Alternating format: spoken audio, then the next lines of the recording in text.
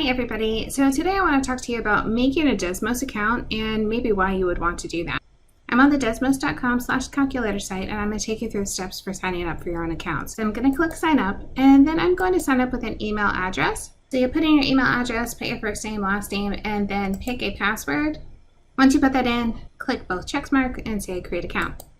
So one of the best reasons I think to have an account is so that you can create graphs and come back to them in the future. So say I create a list of data and I've made a histogram for it and maybe I did some stats for it and I want to be able to come back to it later. So the easiest way to do that is after I create it, I hit save and then give it a title that's meaningful to you so that you will know what it is. So I'm going to write dataset A.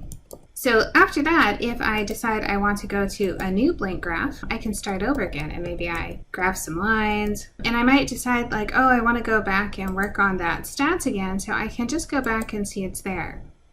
It's also great to have an account if someone else shares one of their worksheets with you. So let's look at one of mine. So let's say I open this as a different account I have. So I have this particular set of data A that has 485 elements. This is actually the length of movie times for Disney movies and just 485 of them. So it's a big data set. So once I bring this up, I'm going to share this to my other account. So I'm going to copy the URL and I'm going back to this other account that I have open.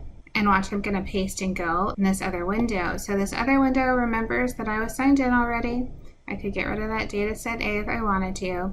But now I have this new data set. So you can see, like, let's open it up. So you can see there's my data set A that I just saved. Here's this new Disney data set that I gave you.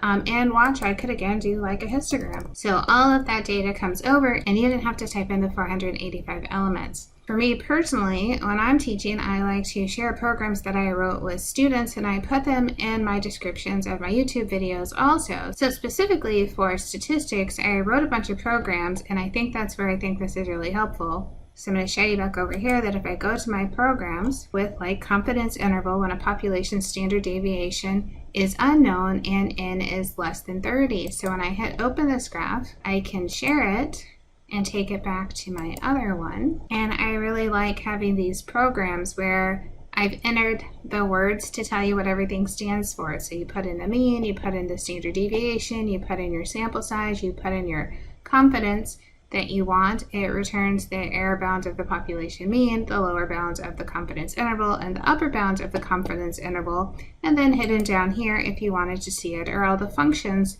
that I had it right to come up with those values. And then you can choose to save that so you can use it again later. So you would hit save and you can save it as the same name, or if you want to rename it to something that resonates with you a little bit better, you can change that name. But that way, as you're moving back and forth between programs, you can come back to it later and use it over and over. So you don't have to go back to my video and look for the program. You can just go to your Desmos and click on it and use the one that matches whatever data set you're working on. So big encouragement here to make your own account free, which is really important, and it'll only take you a few seconds.